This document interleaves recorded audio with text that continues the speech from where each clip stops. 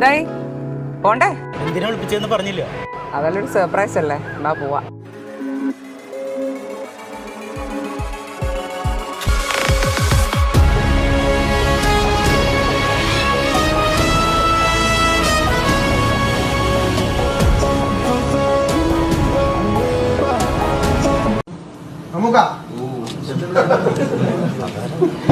Mammootty company produce ചെയ്യുന്ന ആദ്യത്തെ out and out ഒരു ആക്ഷൻ പടമാണല്ലോ ടർബോ. അപ്പോ അത് മിഥുൻ മാനുവൽ തോമസ് എന്ന വ്യക്തിയിലുള്ള വിശ്വാസമായിരുന്നു അതിലോട്ട്? ഞാൻ മിഥുൻ മാനുവൽ തോമസിനെയും വൈശാഖിനേക്കാൾ വിശ്വസിക്കുന്നതിനേക്കാൾ കൂടുതൽ നിങ്ങളെ വിശ്വസിച്ചിട്ടാണ്.